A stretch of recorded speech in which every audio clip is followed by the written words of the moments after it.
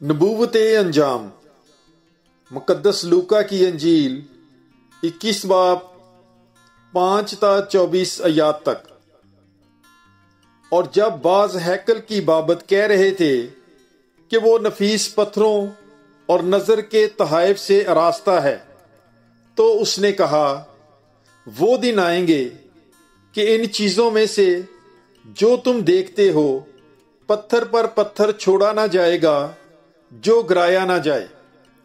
तब उन्होंने उससे पूछा कि ऐ उस्ताद, ये बातें कब होंगी और जब होने को हों तो उसका क्या निशान होगा?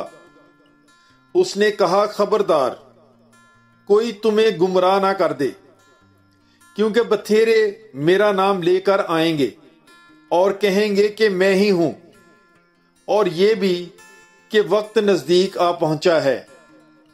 तुम उनके पीछे ना चले जाना। और जब लड़ाइयों और फसादों की खबर सुनो तो घबरा ना जाना, क्योंकि उनका पहले वाक़े होना जरूर है, मगर उस वक्त फौरन अंजाम ना होगा। फिर उसने उनसे कहा कि कौम पर कौम और बादशाही पर बादशाही चढ़ाई करेगी, और बड़े बड़े जल्जले आएंगे, और जा बजा वबाएं और काल पड़ेंगे, और दहशतनाक बातें और आसमान से अजीम निशान जाहिर होंगे। लेकिन इन सब बातों से पहले वो मेरे नाम के सबब से तुम पर हाथ डालेंगे और सताएंगे, और इबादत खानों और कैद खानों में ले जाएंगे, और बादशाहों और हाकिमों के सामने पेश करेंगे, और ये तुम पर शहादत के लिए आएगा। बस अपने दिल में ठान रखो कि हम पहले से फिक्र ना करें कि क्या जवाब देंगे, इसलिए कि मैं तुम्हें ऐसा कलाम और हिकमत दूंगा कि तुम्हारा कोई मुखालफ सामना करने और खिलाफ कहने का मकदूर न रखेगा।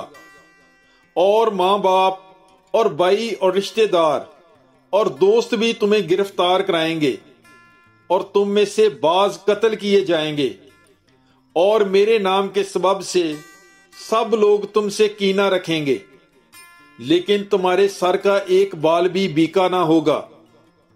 अपने सब्र से तुम अपनी जानों को बचाए रखोगे। और जब तुम यरूशलेम को फौजों से गिरता हुआ देखोगे तो जान लो कि इसकी वीरानी नजदीक आ पहुंची है। तब वो जो यहूदिया में हों पहाड़ों पर भाग जाएं, और वो जो इसके अंदर हों बाहर निकल जाएं, और वो जो मुफस्सलात में हों इसके अंदर ना जाएं, क्योंकि वो दिन इंतकाम के हैं जिनमें जो कुछ लिखा है पूरा होगा।